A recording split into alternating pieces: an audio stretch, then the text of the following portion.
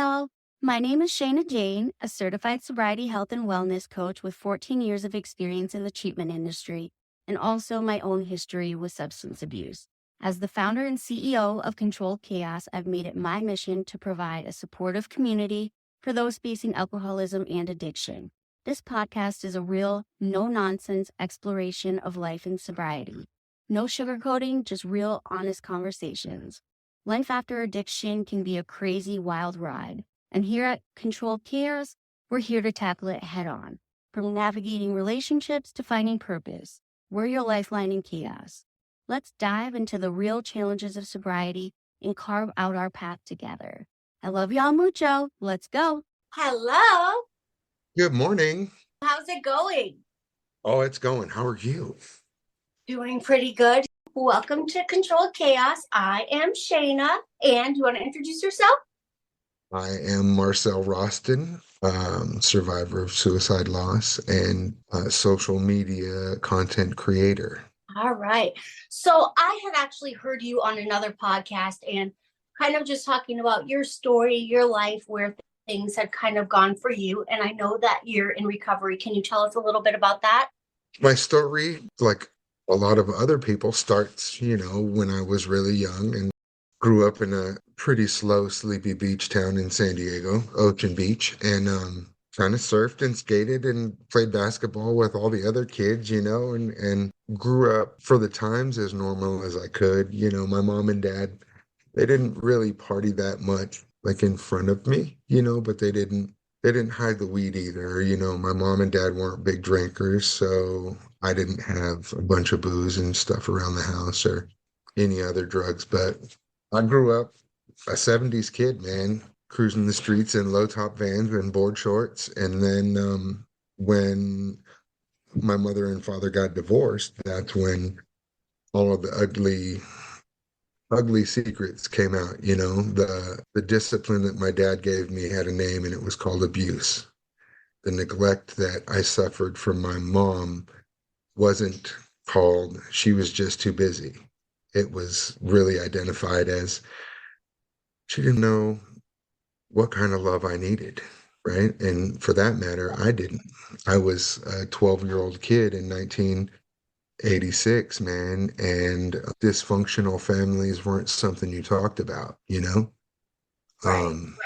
So I kind of grew up, luckily, watching my older brother and my cousins and uncles and stuff really get into the dope game heavy. So therefore I didn't, because I saw how it wrecked them, but it didn't stop me from being a recreational user. And then that recreational user turned into the drug addict that, Right. that lived to use and used to live by any means and by all means, to the point where, looking back, I made a conscious decision to get high instead of take care of my kids. And so as a result of my actions, my kids were taken to Child Protective Services at the ages they were about 2 years old, 3 years old. Okay. So you had custody of your kids and then they were taken? No, I still lived with their mom, and their mom still lived with me. And Okay. Was she we weren't, using also? yeah, we weren't married. We were just two parents using. She was reuniting with her three older children, and I wanted to have babies of my own. Yeah.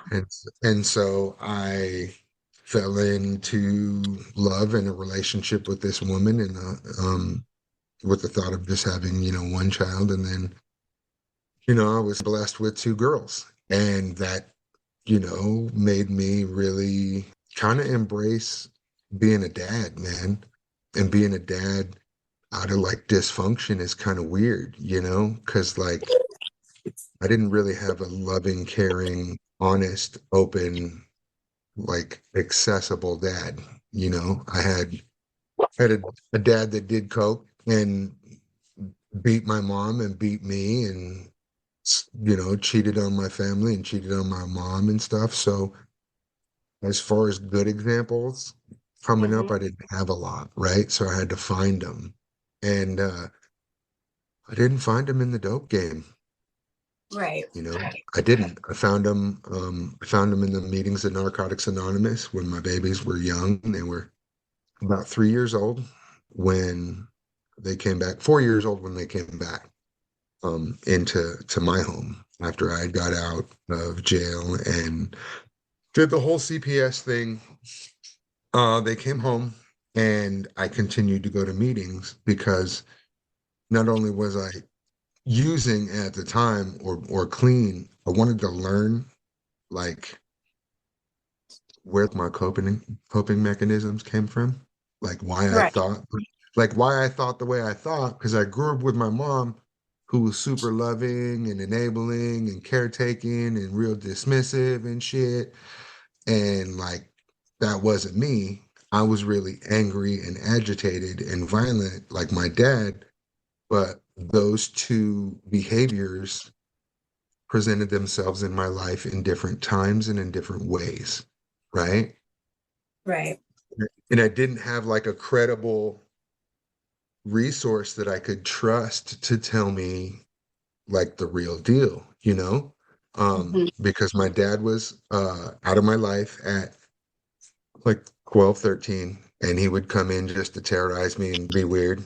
And so I lived with my mom and it was me and my mom, you know, and from 13 to 18, I kind of like protected my mom, you know, and that was just being a product of a dysfunctional home and being the last baby in the house, you know. So when she left, I took all of that maternal instinct and that maternal knowledge that I had learned by just being raised by my mom.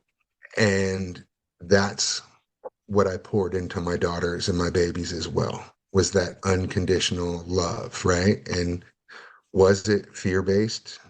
Yeah. Yes, it was because I didn't want to be just like my dad.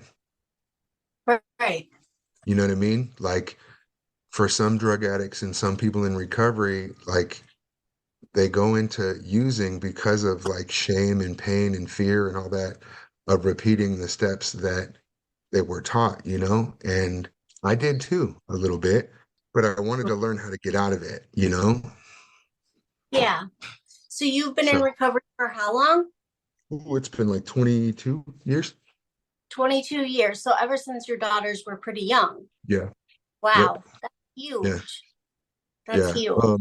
I didn't go through their entire life clean and sober. I didn't go through their entire life in recovery.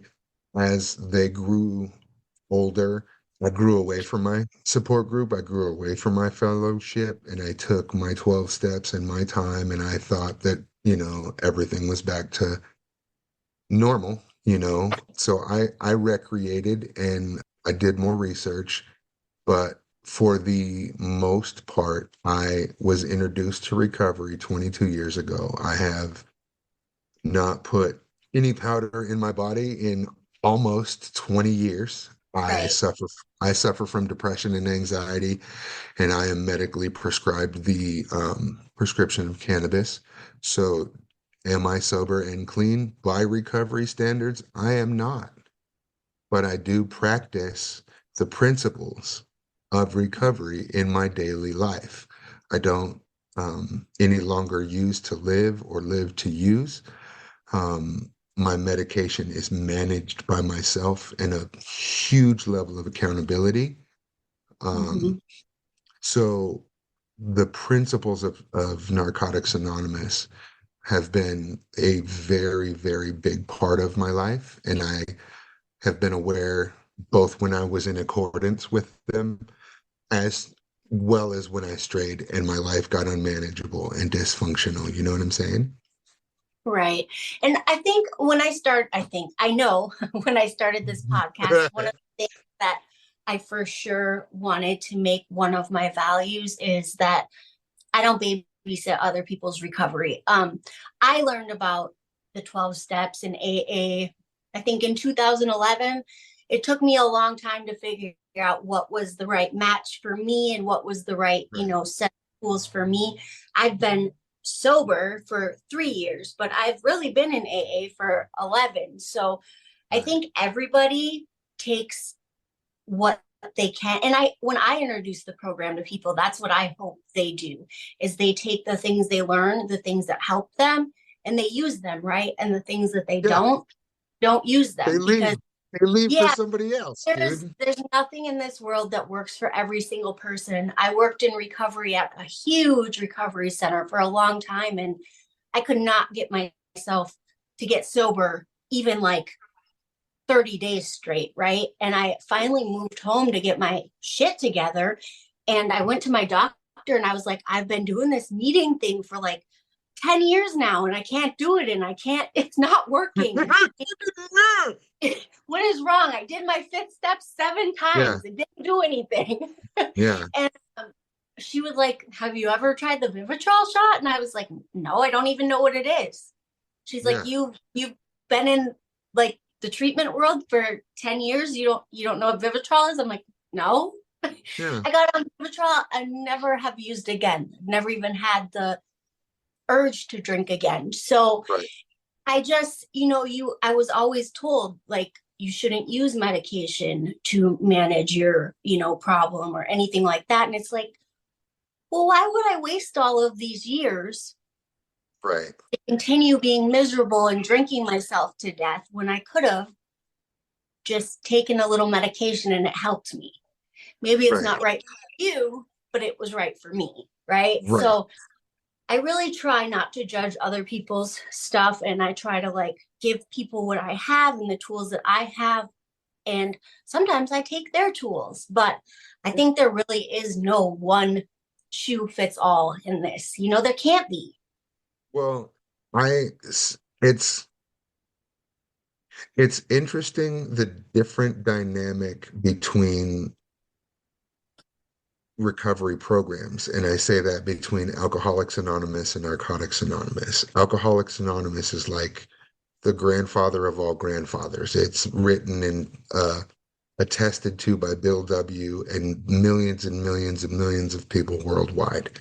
Now, Narcotics Anonymous is a derivative of that program. It's almost synonymous if you look at it. However, they're vastly different in attendance, right? Right. Whereas the chemicals, right, the plant, the physical part, not the liquid, is recognized as a drug and the alcohol is included, right? So there's Right. different types of recovery in those different types of worlds, right? And with Alcoholics Anonymous, I've never been a big drinker, like Mhm. ever. I mean, I'll go and get smashed. Don't get it wrong. I'll get smashed. But it's never been my comfort that I go back to when I experience a childhood trauma that comes back or a relationship trauma or something like that. It's not my first go-to comfort, right? But Right. it doesn't make me any better or any worse than someone that does.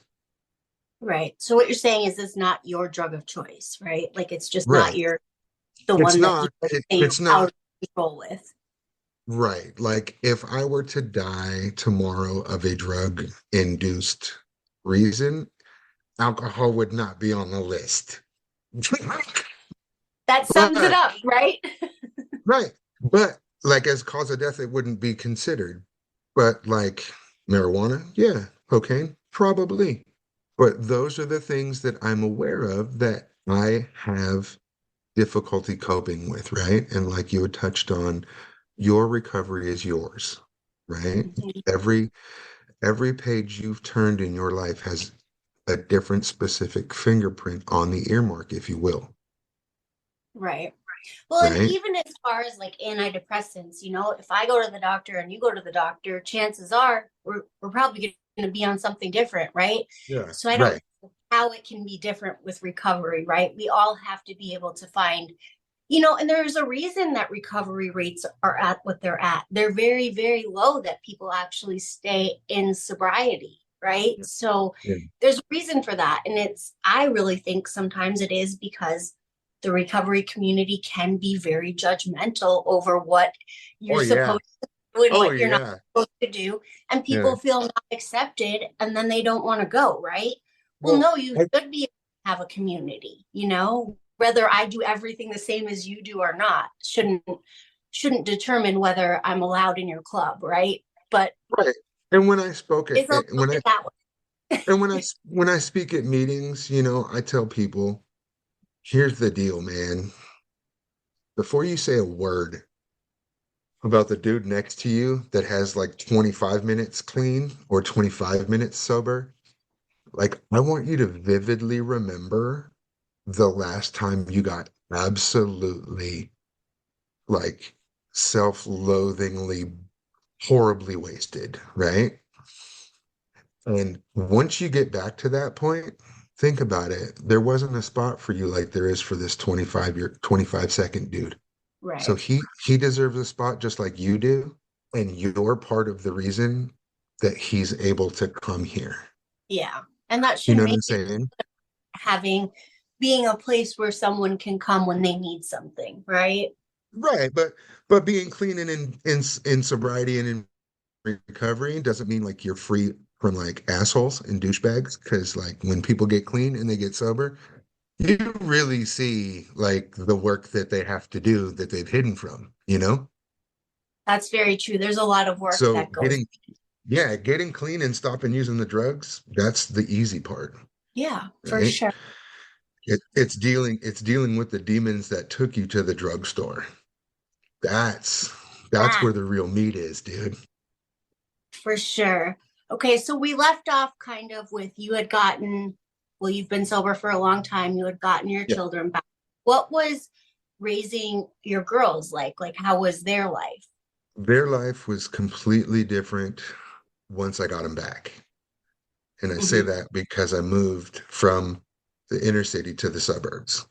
When I got them back, I had found and married my son's soon to be son's mother. So we moved to where her family lives in San Diego, and it's a completely different area than where I grew up, where my daughters were raised.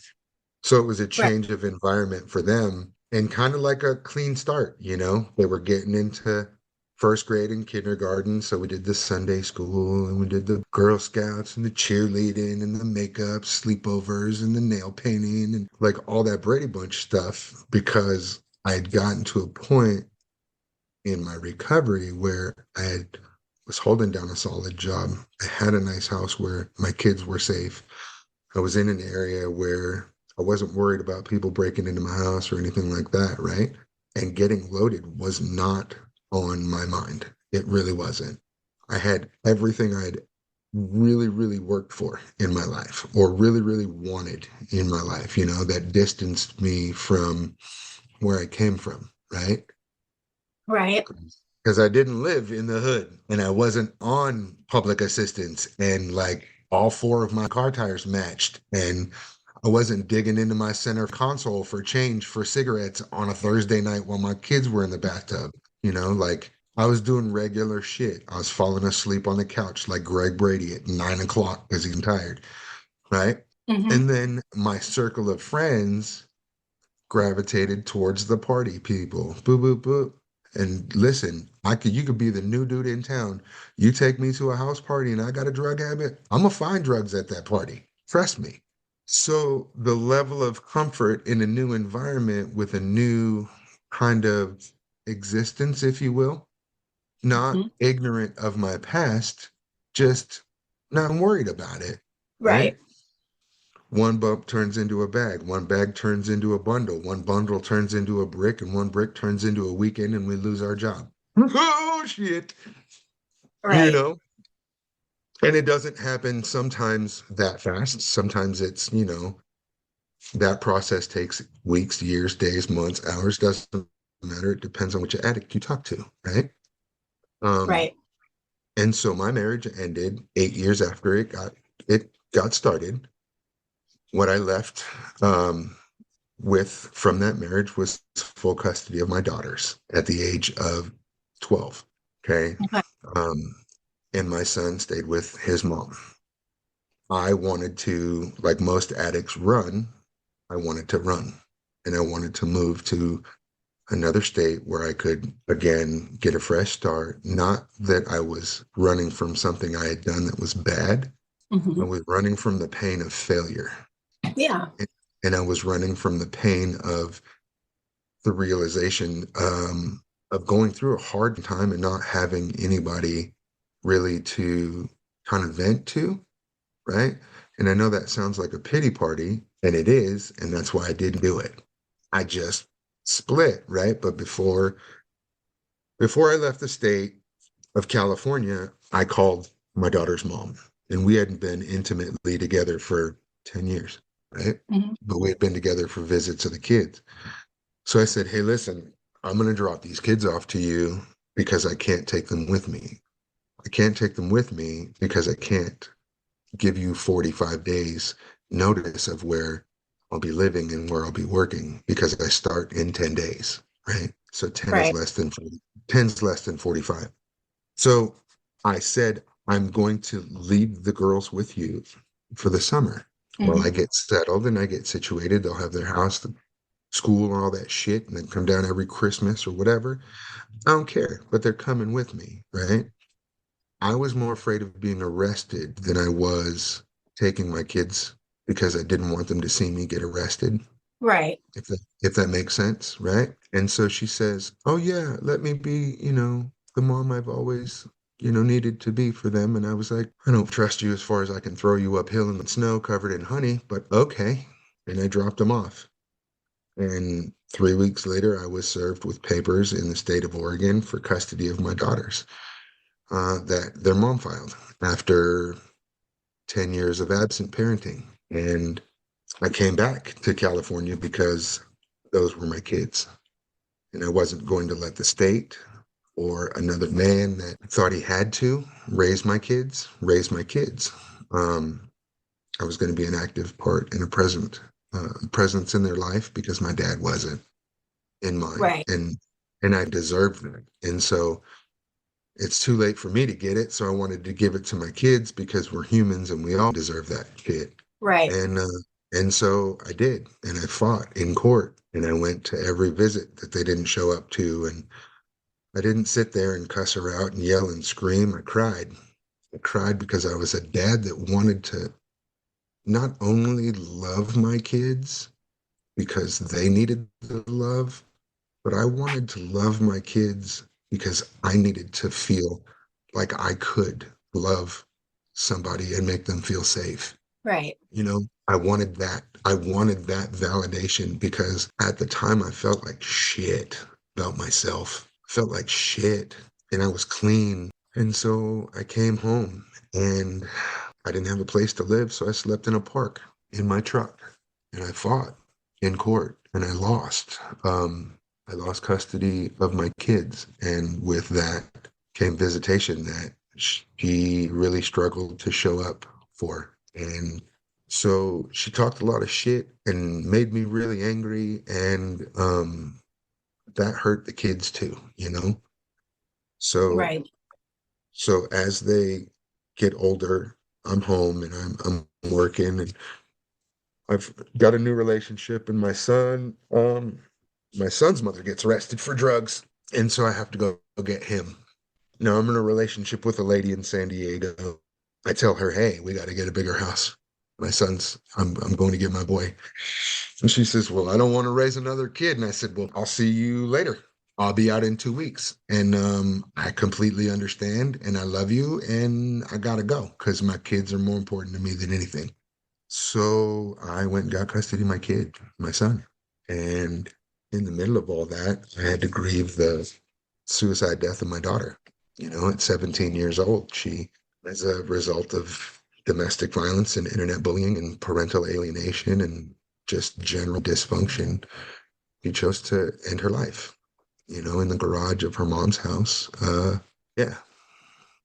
And that was a trip.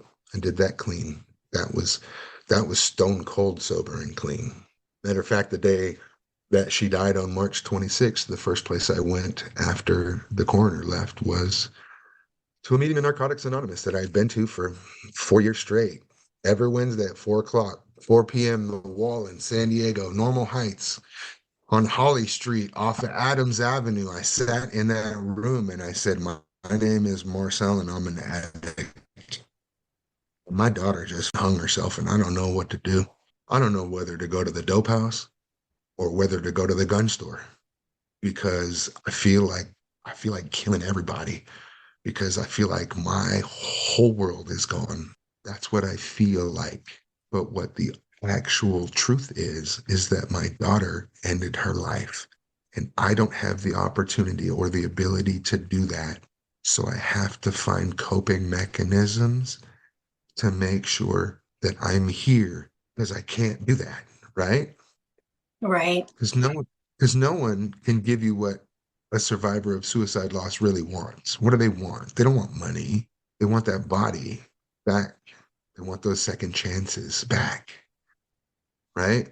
And the time before all of this happened, had you still been in contact with your daughter, or was it kind of that because you had lost custody and you were going through this with her mom that she hadn't really been speaking to you, or? It was more like I like to just to describe it to people like this. I was the fire department that was the furthest away from the house when the fire started. And so I only got called to interact with my kids when it was trauma resolution, when it was de escalation, when it was conflict mitigation, because their mom had no idea who these girls were. She'd been absent for 2/3 of their emotional life. And they'd lived with a guy, their Oh, dad. Yeah, they lived with me for 2/3 of their formative emotional life, and they go to their mom and their mom's like, I don't care. Where you have dinners with dad and we're talking about how stupid boys are, and dad's picking you up in the middle of the day because there's a Kelly Clarkson concert and we're screaming the lyrics to the song going down the freeway, ditching school, right? right, To a woman who just doesn't know who you are, right? So the females would argue because my daughters were growing into womanhood. And with womanhood, they have their own thought process, they have their own moment of clarity, they have their own logic, right? So yeah, you could tell your daughter, he's just my boyfriend, and your daughter could be like, no, he is not, right? yeah, Because you're two different people and you're growing into two completely different people, right? So those mhm, natural conflicts occurred. And because her mom lacked the ability to possess appropriate coping skills, it escalated into something that was volatile. Then they would call dad and say, get me out of here. This is bullshit. Or I'd get the come get your kids, right? right. Did And you then feel you, like it was like warning signs that, I mean, I know obviously like, I knew that she was going through some stuff, right? And that was one of the things that I had to process most was being being present, like, and aware and like conscious of what's going on, not only with yourself emotionally but with the people that are around you. It can be really hard to get your point across and say, hey, I see this happening. I right, know this is scary. I know this is bad. I don't hate you. I want to help you. I don't care who does it first. I'm not doing it for popularity. I want to help you, right?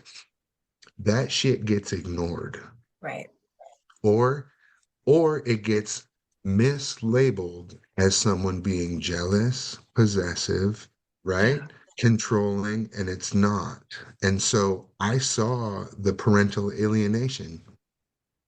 I mhm, put a name to the action rather than, oh, this she's my baby mom's a no. No. I knew that getting into it because I had a relationship with her for 10 years before we had babies. right, Okay. So I knew who she was.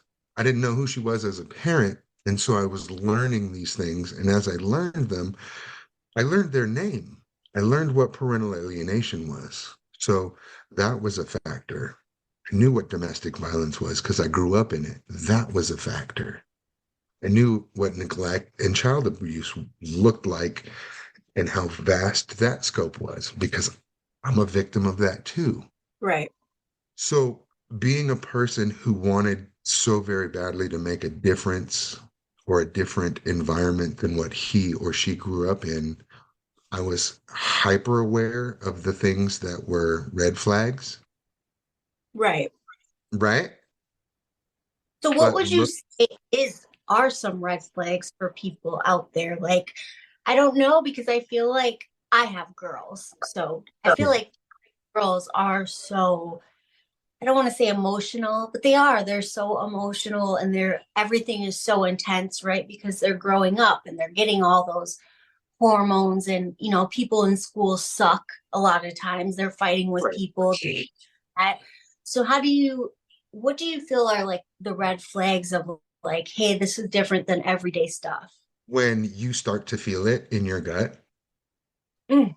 when you as a mom remember you as a child and go, "Ooh, girl, I remember my butterflies and shit." And that boy said he liked me, and then he just dogged me, and then some other girl called me fat, and I wanted to eat ice cream, but I wanted to stab her in the face with a trapper keeper. Yeah, you remember that, right? So deal with your children growing up in this environment of disconnection. Grow with them in a sense of recollection, not remembrance, right? Because it's different and they weren't there, but you recall the emotions, the feelings, the settings. So Right. talk to your kids like they're humans, not like they're puppies, because our kids have one thing we never really wanted, and that's access to everything in the world. Yeah, it's bad. Like And like, the 14-year-old me could not think about anything remotely close to what I could type in on the internet by accident and come up with like viable sources. It is insane. So we yeah. have to remain teachable, dude. We have to. And that's the biggest form of humility for me, right?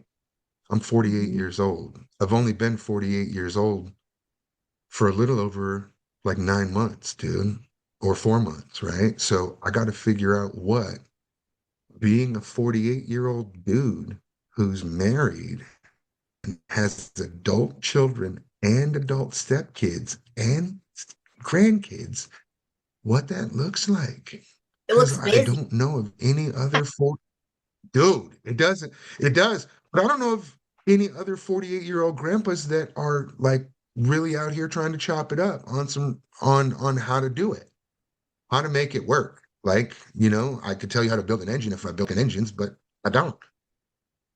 Right. So we have to remain teachable, right? Right. Yeah, And definitely. sometimes the lessons we learn, they suck because they They- hurt, right? Or do they suck because they challenge us and we're scared and we're just a little bit unsure and we got to go, okay, oh, he's not the same guy. They're not the same girl, Yeah. you So know? your other daughter, do you guys have like a good relationship now? Have you guys built your relationship back? Who? Me and my Your dad? You had two daughters, right? Yeah, Do you I have a do. good your other daughter now? I'm learning how to be a dad of an adult daughter who survived childhood trauma, and that's a whole nother, like, that's a whole new ball game. So I'm hoping that I don't suck too bad at it. I talked to her yesterday and wished her Merry Christmas. So like girls are very emotional as are boys, right? So it's really a learning process every day. Like, because we're not neighbors. I don't know what she's going through like every day. I don't know if like her boyfriend's yelling at her or she's yelling at her boyfriend or like she's had a bad day and the puppy peed on the floor. I don't fucking know. So Right. I gotta take what I get and learn to either listen, because sometimes we just need to vent, right? Mm-hmm. Or if I gotta put in some like really thought, like work, like if I gotta think about this and like reply and like you're looking for input and insight. That's the hardest part for me Right. Learn because I think that boys to fix suck. it or give a solution, or you just want to be heard. Right, because dads just want to fix Mm-hmm. shit, right? Because that's our job. Some dads want to fix it because they don't want to hear it. That's also our job. So we got to figure out who's working and then put them to work. I've often been told I am the man in the Right. relationship. I'm always a fixer. Like I'm not super emotional. I'm always like, I hear something, okay, and like, how do we fix it? Like, I'm not going to whine about it. I'm not going to complain. I'm going to try to Yes, fix you it. are. Yes, And you are. I'm, You're going to whine and you're going to complain. I'm learning how to like let things go a little bit. But I was always a single mom. So like, I always had to try to figure things out, try to fix it, try to do whatever. And listen, there was no one to whine to. So Listen, now, I've spent hours talking shit to myself in the mirror like I was somebody else that needed to hear it. It was not therapeutic at all. It just helped me feel a little bit better. right, right. You know? So yeah, I get it. I get you. It's the key to really making this thing work is it ain't over until it's over. And And you get that's a the truth. chance, you get a chance every day to make a different choice than you did yesterday. And don't let the fear of what hurt you keep you from the strength and the faith that you have to heal you. That's all, man. That's it. Because if you weren't meant to be here, you wouldn't. You're a resilient person sitting here changing things. And I don't give a shit if you change 6 things a week or 6 weeks a year. I don't care. Right. You know? Yeah. I try to keep that in mind as like, as long as we're here and we're growing and we're doing what we feel is the next right thing and here trying to help other people, right? Then we're doing something, you know? Yeah. I mean, but the helping people shit too, I'll be real with you. It's hard, because I've found that sometimes I will help people to replace the void of helping myself, you know? Like, oh, my cup's got a hole in it. Let me pour all my water in your cup so that we can both have water. Don't worry about my cup. We're almost home. Just don't drink all the water, you know? That kind of thing. So I have Right. to remember that if my cup is starting to leak, I stop. Yeah. And you got to fix your cup before you start doing other Gotta stuff. stop for a second and fix that leak. Yeah. Yeah. Yeah. Because just be out here thirsty. I mean, that was kind of a Gotta good throw one. it in there. You gotta keep it spicy. If you don't keep it spicy, then they're not gonna learn. Really. I mean, like we could do a podcast like everybody else, do like clinical and snoozers, or we can have a conversation with two people from completely different states about the same thing and remove all of the vulnerability quite simply with a computer screen, you know? Right. Yeah, So for sure. I'm so glad I got to meet you and hear your story. It was really awesome. And a story of survival, right? Because, like, there's a lot of people that would have given up, but you keep going. So that's really cool. yeah, yeah, I mean, not a quitter. Like none of us are. You're not a quitter. If you think about it, no one, listen, no one who's hearing this podcast right now, and I hope that everyone in the world hears this, you are not a quitter. You have gone through your own hard shit. And sometimes in life, we come across that one or two questions on the test that make us want to cry, break our pencils, get up and leave the classroom. You don't have to do that. That one or two questions doesn't make you a failure. Showing up for the test, you've already won. That's it.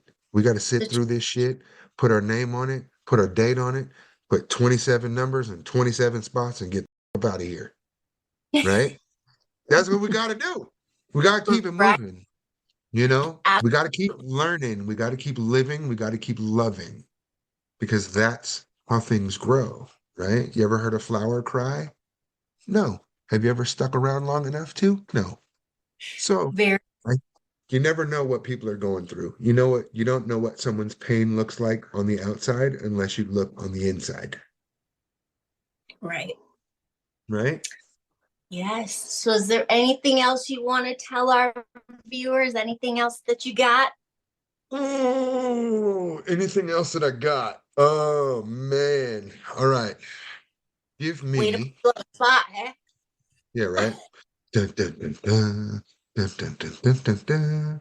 Okay, I will tell you the same thing that I tell myself every single day. Tomorrow needs you. Tomorrow needs you because you aren't done. You aren't. Tomorrow needs you because there's things for you to do tomorrow. My hope for you is that you understand that the things that need to be done tomorrow are things that need to be done for you. You have to take your time to build your castle and keep your house clean so that you can enjoy the view of the world around you from any room that you decide to end up in. I love it. I do love the Tomorrow Needs You. By the I way, do. that's your Instagram name if they want to go follow you and stalk you. It's the three words that I would love to tell my daughter who is resting in heaven, but I can't. So why keep that sentiment to myself when there are so many other people around me in the world that could simply use that phrase to turn a bad or a horrible day into just another day? That's it, man. Thank you so much for being You're here. welcome. You're welcome. I appreciate you. See you Bye bye. later. Bye.